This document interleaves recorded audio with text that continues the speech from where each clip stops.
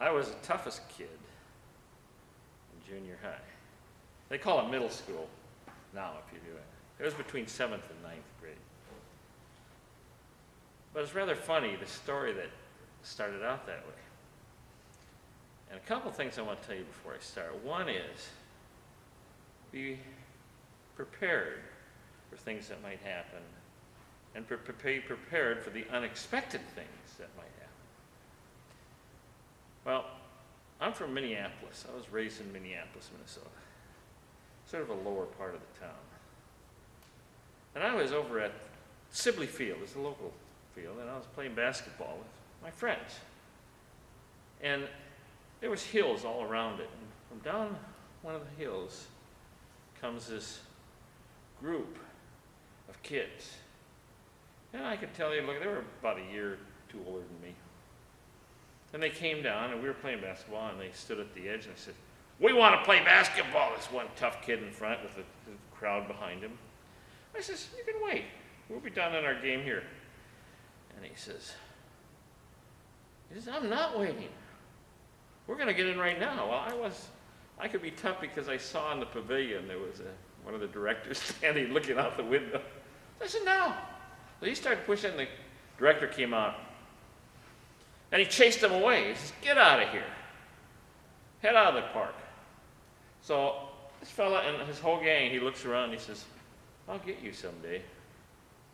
Well, that next summer was right before junior high. And I said, well, I better get ready for this guy because I know I'm going to see him again. So I started working out in the thing I did in the parallel bars and doing this ends, and I ran around the park. And I worked with my dad, and he was a truck driver, and we used to move freight. And we'd move people, and by the time I finished junior high, I was carrying refrigerators, so I was a pretty strong guy.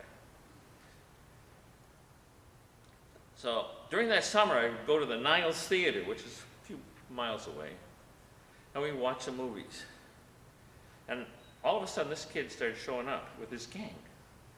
And every time he'd come and pick on me. Well, I'm a quiet guy. So I own the crowd. And I'd just leave him alone, and I would go to the movie a different time. Well, he selectively picked the times that I would be there. He just would wait, and he'd find me, and he would pick on me. I mean, he didn't hurt me. He just mouthed me, threatened me. Well, I just kept building up. I was about the end of the summer, and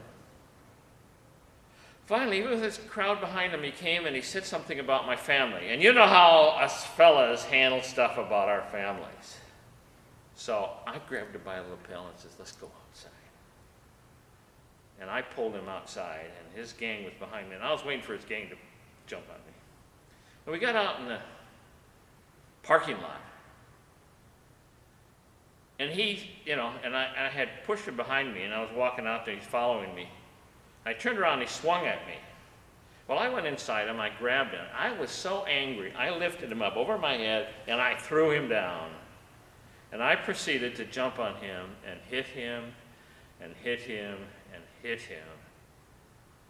And all of a sudden, I heard these sirens. Well, I didn't pay much attention to them. But I just kept hitting this guy because I wasn't going to let him get up. And all of a sudden, someone grabbed me. I says, "Oh, no, I got to fight this gang." So I turned around and started to swing, and a cop grabbed my arm. I said, "That's enough, son." I looked, and I says, "Okay." And I looked at him, and he says, the cops got together. There's another car came. He says, "You take this young fellow home. We'll handle the rest of it here." So there I was, driving along Longfellow Avenue where I lived, and my mom and then a cop parked in front of the house and walked around and let me out of the door. And you can imagine the neighborhood. It's one of those neighborhoods where everyone knows everyone. And my mom comes to the front door.